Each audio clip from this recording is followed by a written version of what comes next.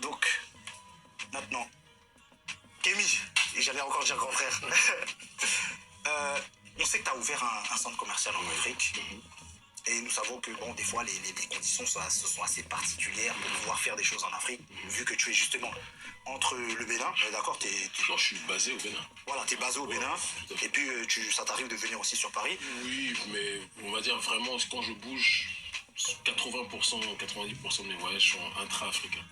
D'accord. Et quand je viens sur Paris, parce que je le veuille ou pas, je suis un afro-descendant. Je peux pas faire comme si je suis pas né à Cotonou, je suis pas né à, tu vois. Ouais. Mais intra-africain, c'est ici. Ok, donc quelles sont, toi, justement, les difficultés que tu as rencontrées par rapport à la création de ce centre commercial? On peut même dire que je rencontre. Parce que tu rencontres. C'est marrant que tu poses cette question, parce que ça arrive à une pleine période de carrefour très importante pour moi. J'ai ouvert le centre commercial avec une vision qui était le solidarisme africain. C'était une période où j'ai réussi à récupérer des gens qui investissent beaucoup sur notre combat.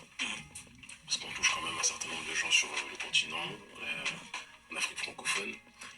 Et plutôt que de faire la mala ou de me servir de cet argent pour les foutaises ou quoi que ce soit, je me suis dit, parce que je suis tout sauf capitaliste. Alors c'est pas à la mode en ce moment, à l'époque où les gens font de l'argent et de religion, mais je me suis dit, je vais faire une entreprise solidaire.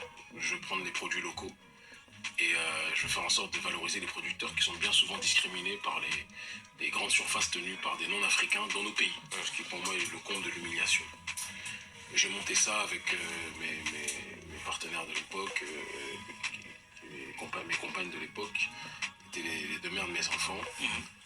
Entre-temps, beaucoup de choses ont évolué et je suis aussi arrivé à une conclusion. Moi, mon combat à la base, c'est la politique. Mon organisation, mon combat, c'est l'ONG Urgence panafricaine, qu'on soit très clair. Et accessoirement à côté, le centre commercial, dont j'étais le PDG, mais non pas le gérant, avait pour but justement de valoriser ces produits locaux. Je te donne une anecdote qui va te montrer la complexité de cette démarche. On vend que des produits 100% locaux. On a fait des menus 100% locaux, etc. Bon, on est au pays en même temps, c'est pas un grand effort. Le restaurant a commencé à marcher que quand on a fait une terrasse et qu'on a vendu de la bière et des grillades et qu'on a mis l'écran géant. Ça, c'est du concret. Avant ça, le restaurant, franchement, frère, c'était je vais pas dire le désert, mais ça marchait très peu. Et c'est quand on a mis maintenant la bière béninoise, on fait semblant, tu vois. Moi, au départ, je ne voulais pas mettre d'alcool. Moi, c'est ma perception. Finalement, on a mis des quelques grillades, que ce soit qu'un fruit ou pas, on s'en fout, c'est même pas leur problème. Écran géant, c'est là où les gens ont commencé à venir. Moi, c'est pour ma conviction, ma perception du monde, ça a été je veux dire une blessure, c'est un grand mot, parce que je suis plus à un stade où quelque chose me blesse. Mais ça a été une grande leçon de vie. Tu sais, on peut se plaindre de tout ce qui se passe dans le monde. On peut se plaindre que les autres sont méchants, que les autres sont ceci, que les autres sont cela. La vérité, rien ne changera pour l'Afrique tant que l'Africain ne changera pas lui-même. Et l'Africain du continent ou de la diaspora. Et moi, je suis arrivé à un stade où je l'ai dit il n'y a pas si longtemps, que je ne suis pas certain que je vais continuer à mettre toutes mes billes, les billes importantes que j'ai mis dedans, que je vais continuer à les mettre parce que de temps en temps, j'arrive, on a des gros contrats avec l'ONG, des gens qui nous soutiennent dans des activités, etc., politiques ou sociales. On est un peu devenu l'agence touriste pour certains Africains qui pensent que oui, quand il y a des oligarchies africaines qui sont en train de tout spolier, ils ont besoin d'avoir des gens qui les soutiennent, ce qu'on fait au Mali, ce qu'on fait au Niger, ce qu'on fait au Burkina Faso, enfin si vous suivez un petit peu la politique, bien sûr. Vous voyez un petit peu les fruits de tout ça et nos compagnonnages avec les acteurs locaux. Et je ne suis pas certain que je continuerai éternellement l'aventure sur ce terrain-là. Parce que j'ai l'impression que pour changer les choses, il faut changer les choses à un plus haut niveau. La mentalité des gens. C'est pas pour décourager les gens qui veulent s'investir. Oui, non, il faut le faire. Mais moi, je trouve mon investissement, sur le long terme, si tu viens à Cotonou, le centre, il est là. À Ejedo, etc. Après le rond-point. Mais... Voilà, bon, malheureusement je vais m'arrêter là, mais je vais vous envoyer là aussi le lien, excusez-moi, parce qu'en fait il y a la pub, bon, écoutez, bonjour à tous, aujourd'hui nous sommes le comment dire, le 15 février 2022. Voilà, j'enchaîne là parce que j'ai fait une vidéo tout à l'heure là pour parler d'autre chose. Voilà. Là, c'est pour rendre hommage au frère Kémy Séba. Brillant de sa génération, jeune frère, parce qu'il est plus jeune que moi, il a 40 ans. Donc on a 17 ans d'écart, c'est vous dire. Bon. Mais Kémy, je vous dis, c'est un peu particulier parce qu'on s'est connus avant qu'il reparte en Afrique pour s'installer, naturellement.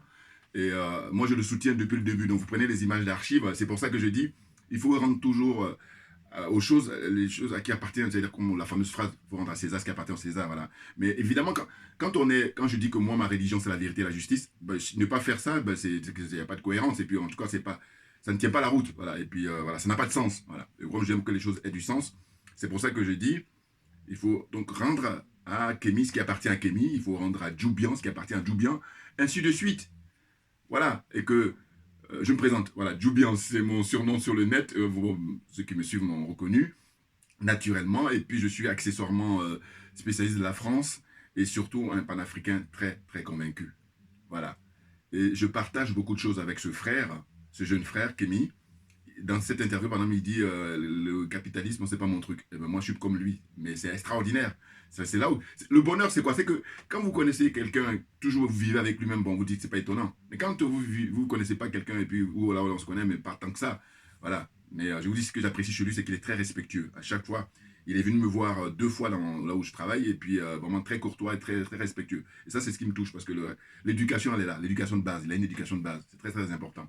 Bon, c'est dire quoi? C'est dire qu'en fait, j'ai soutenu plein de gens, hein. Je veux dire, bon là, Kémy, je trouve que par hasard, je l'ai connu, mais il y en a que je connais pas. Mais je vais vous donner l'exemple de Madame Yamb, on ne se connaît pas vraiment. On s'est vu juste une seule fois, et encore, c'était très rapide. Ensuite, quand je soutiens Ousmane Sonko, ben Sonko, je ne le connais pas, il ne sait même pas. Enfin, je le connais, comme ça, homme public, mais lui, il ne sait même pas si je vis. Bon. Pareil pour le frère, comment il s'appelle, Guy Marius Sagna, tout ça, c'est toujours au Sénégal. Mais parce que je soutiens des gens qui sont là pour défendre notre honneur, pour défendre notre dignité, pour nous sortir de la France-Afrique. Voilà.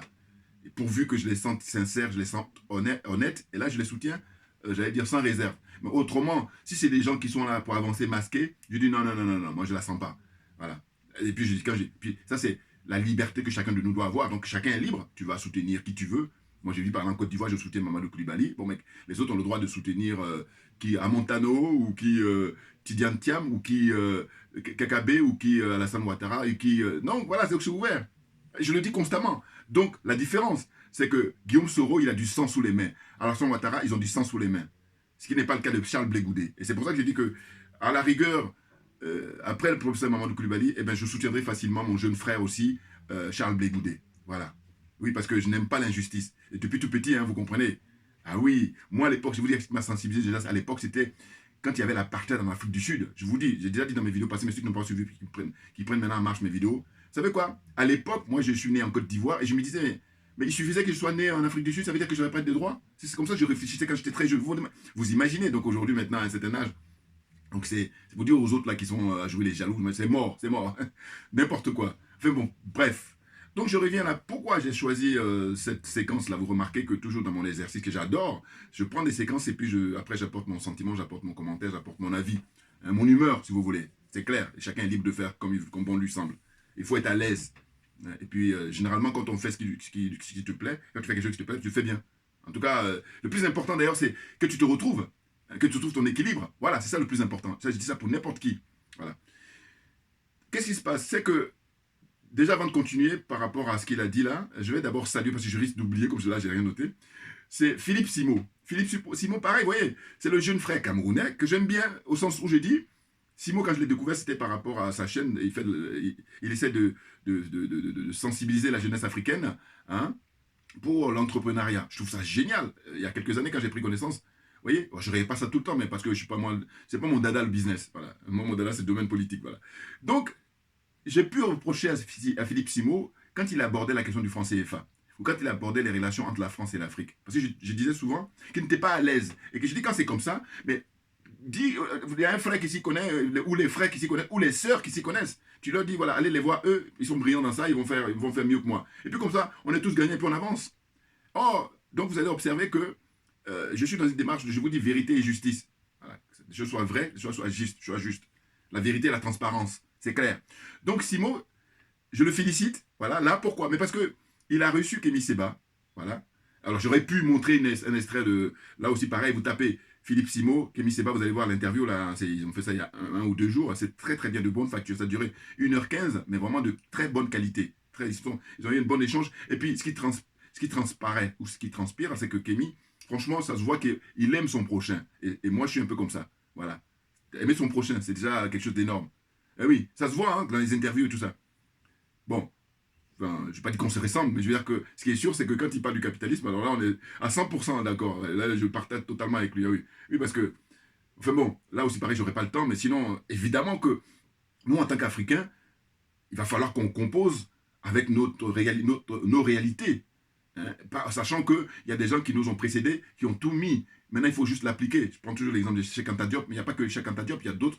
Mais donc, eux, ils ont dit ça, ils nous ont facilité le travail, il faut juste maintenant qu'on applique. Oh là, la France a empêché ça. Et maintenant, le combat que nous menons, le combat contre la France-Afrique, c'est pour pouvoir exister, pour pouvoir regagner notre dignité. Hein? Un terme que j'oublie là, mais que j'aime beaucoup aussi, c'est... j'oublie, on disait ça souvent pour l'Afrique du Sud, avec, surtout quand il était au pouvoir, Thabo Mbeki là. Mais vous allez retrouver ce que je veux dire. Voilà. Il y a un thème comme ça, mais j'oublie là, au moment où je fais ça arrive. Voilà, c'est tout l'intérêt de noter, mais bon. Je vous dis encore une fois, moi je suis très à l'aise pour parler comme ça, en improvisation, plutôt que quand je lis, parce que voilà, chacun a son truc. Bon, maintenant ce qui est idéal, c'est que tu sois à l'aise dans les deux côtés, mais c'est rare. Il y en a, ça existe, hein, mais en général, on est bon dans un truc. Mais il y en a qui sont bons dans les deux, mais ça c'est rare. Bon, donc, pour dire quoi? Pour dire que quand il a invité Kémy Séba, ils ont échangé et tout, ils ont parlé de tout, surtout de la politique, ça c'est très bien, on a l'habitude sur le terrain. Bon. Mais ce que j'ai constaté, c'est que j'ai dit, bon voilà, Simo, moi je lui ai conseillé, hein, rappelez-vous, si vous voyez mes vieilles vidéos, j'ai dit, mais écoute, quand tu parles d'entrepreneuriat, moi je ne peux pas venir la ramener parce que je ne suis pas à l'aise là-dedans, je ne pourrais même pas, j'ai tout faux, parce que les gens vont me voir en 2 minutes, ils vont me zapper. Mais en revanche, quand on parle de la politique, on parle des relations entre la France et l'Afrique, laisse-nous autres. Ah oui, parce que si tu es à l'aise, on te va dire, vas-y, parle. Mais quand tu n'es pas à l'aise, tu viens faire n'importe quoi, et puis surtout que Simo, il a au moins plus de 500 000 abonnés. Alors, je ne jalouse pas ça parce que en réalité, nous autres qui faisons le domaine politique, tu ne peux pas atteindre 500 000. C'est pas possible parce que justement, c'est un créneau où c'est pas évident. Alors que l'entrepreneuriat, aujourd'hui, la jeunesse, en plus, ils sont enclins en ça, ou ils sont en demande, quoi. Voilà, il y a de la demande et c'est pour ça que ça explique ça. Voilà, j'espère qu'on m'a compris parce que voilà, hein, parce que il y en a qui mélangent tout, qui disent oui, mais tu es jalouse. Ok, c'est pas du tout. D'ailleurs, je veux dire, c'est un sentiment humain que je ne supporte pas, c'est la jalousie, en fait. Parce que je dis, ça ne mène à rien. Voilà. Au contraire, même, ça nous nuit. Ça nuit l'individu. Il vaut mieux, tu as un ami, tu as un frère, le mec, il est bon dans son truc, tu dis, mon frère, explique-moi comment ça se passe. S'il veut, tu dis Dieu merci, il veut pas, c'est pas grave. Débrouille-toi et puis voilà. Ben oui. Et donc, il y a d'autres, par contre, ils vont prendre. Parce que la jalousie, c'est le raccourci. Ah oui. Là encore, ça vient à l'instant. La jalousie, c'est le raccourci. Alors, c'est facile. Non, ce qui est difficile, il faut te retrousser les manches et puis maintenant va bosser. Et puis il ne faut pas en vouloir, il faut dire que voilà, parce que quand tu travailles de toi-même, puis ça vient de toi-même, mais vous avez une fierté extraordinaire. Mais naturellement, voilà, tout ce que je dis là, c'est des portes ouvertes. Excusez-moi, j'enfonce une porte ouverte comme dirait l'autre. Donc voilà, je tenais donc à dire que voilà, comme je suis quelqu'un de très bonne foi, vous voyez, Simo, je dis voilà, félicitations. Et puis je t'encourage à continuer. Voilà, et puis il a une ouverture d'esprit, c'est un garçon qui est très intelligent, naturellement. Je crois qu'il est ingénieur d'information. Et puis le fait que justement il invite Kémy, c'est pas parce qu'il a invité Kémy, mais c'est simplement qu'il a évolué. Voilà. C'est ça qui est intéressant. Parce qu'il y a des gens, ils sont tellement mauvais que, même au fond d'eux-mêmes, ils savent qu'ils ont tort, mais non, ils vont continuer dans leur truc. Donc, la casse que j'ai pas le temps, Assimi Goïta. Voilà, c'est tout. De perdre son temps là. Enfin bon, bref. Donc maintenant, pour revenir à cette interview-là qu'il a donnée, en fait, ça aussi pareil, je connais pas, c'est les jeunes frères que je connais pas, mais je leur envoie un commentaire d'encouragement. Je leur dis franchement, bravo parce que vous faites un truc professionnel et puis en plus c'est de détente. Parce que là, pour une fois, Kémy ne parle pas de politique, elle est en train de parler de football et tout, et c'est assez drôle, c'est assez drôle. Et puis donc ça permet de se détendre. Mais cela dit, il dit des choses très intéressantes. D'ailleurs, vous avez vu la partie que j'ai prise là, alors que j'aurais pu prendre sur le foot, mais bon. Mais je prends là parce que justement c'est ça qui est intéressant, parce que chacun fait ce qu'il veut. Voilà, moi c'est ma chaîne, je fais ce qu'il veut. Voilà. Donc ce que je veux dire c'est que, et d'ailleurs s'il y a le suivi, c'est parce que les gens ils trouvent intérêt, sinon ils vont pas perdre leur temps, ils ont autre chose à faire. Ils ont autre chose de mieux à faire, tout naturellement. Donc ce que je dis c'est quoi? C'est que Kémy, il parlait de quoi? Il parlait en fait du fait qu'il a ouvert un grand centre là-bas, vous voyez, il a beaucoup de mérite, hein, parce que c'est pas évident. Donc il a ouvert un grand centre là-bas où il permet en fait la vente des produits locaux. C'est génial. Quand on sait que dans nos pays là, avec, comment on appelle ça, les impérialistes, les capitalistes, vous voyez, hein, ils introduisent là-bas tout ce qui est ultra-libéral, alors que c'est pas notre truc, à vrai dire.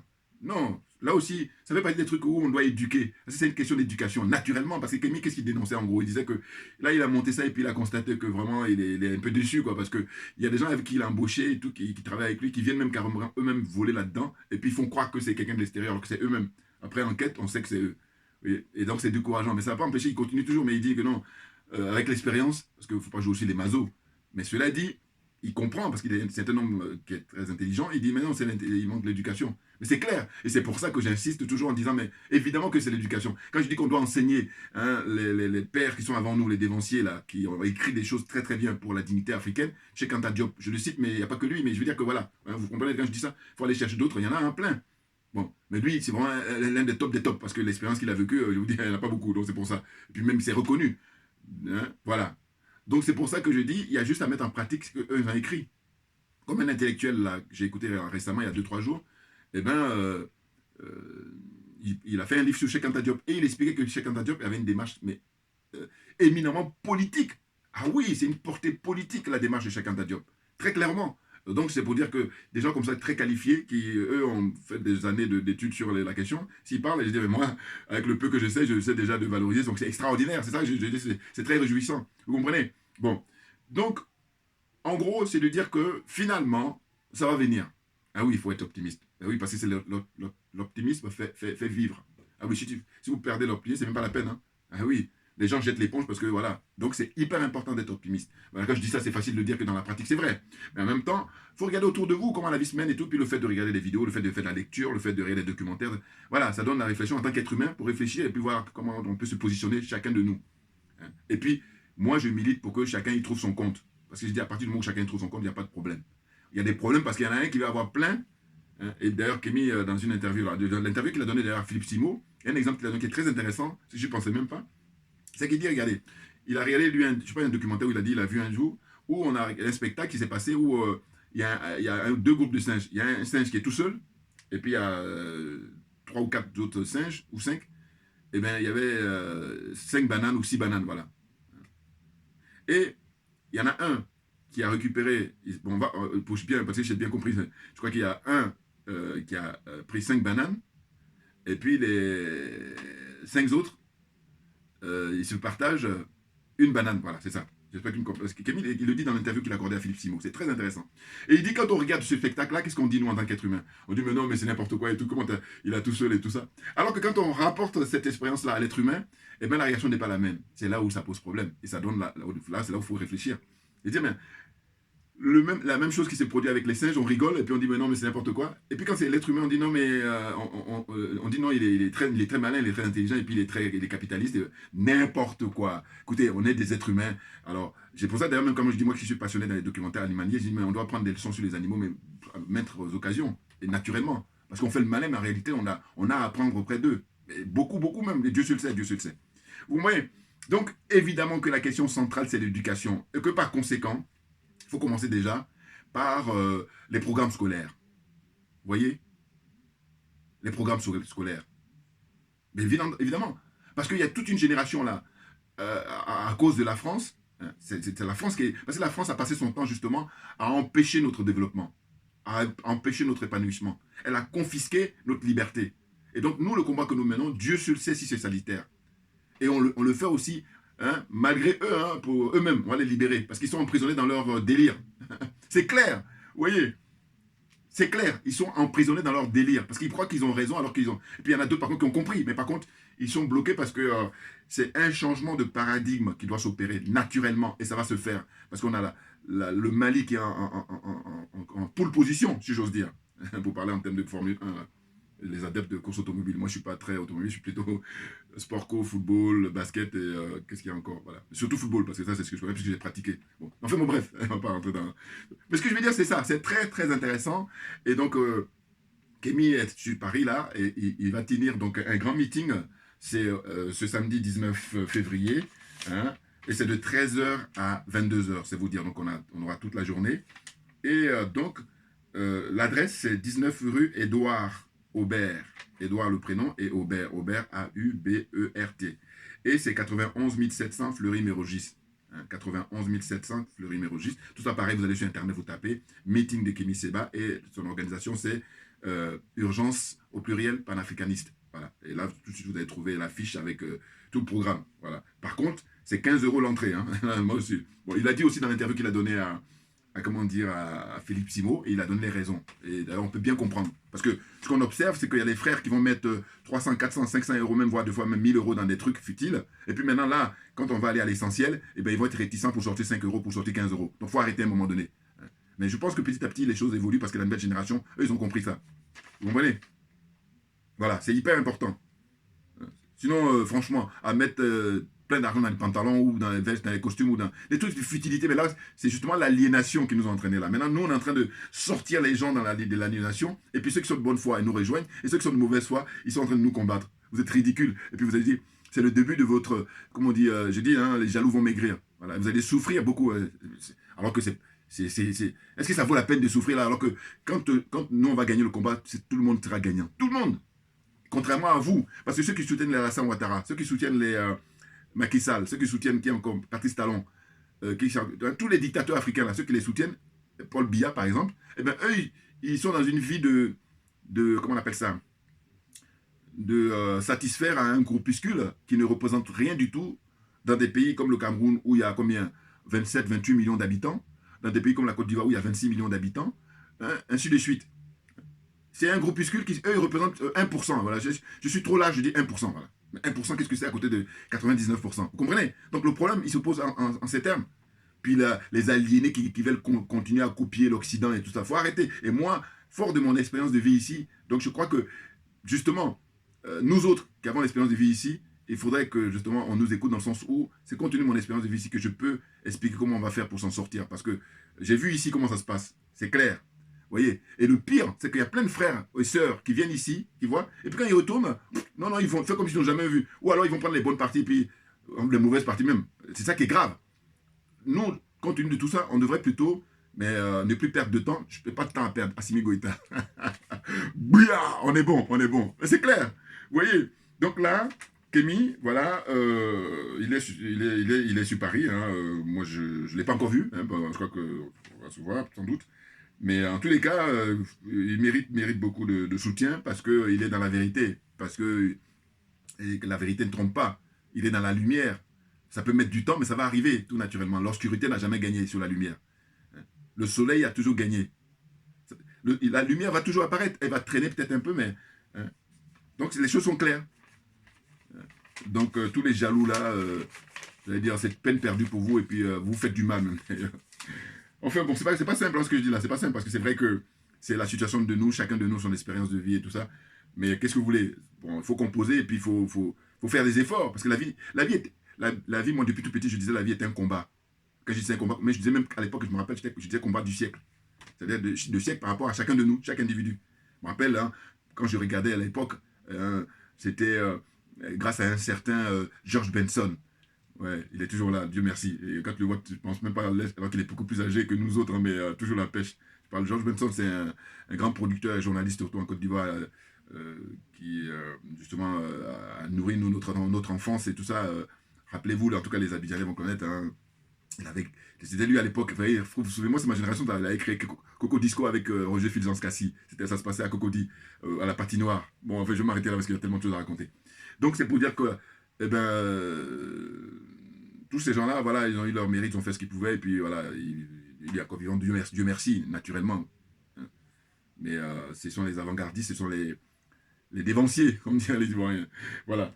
Hein, donc, meeting de Kémy, à ne pas oublier, hein, ce samedi 19 février 2022, à partir des 13h. Hein, j'ai donné tout à l'heure l'adresse. Et sinon, vous tapez sur Internet, vous allez retrouver ça facilement. Et voilà. Hein. Merci à tous pour votre attention. Et on ne lâche rien, parce que c'est nous qui avons raison, naturellement. Merci bien. À très bientôt.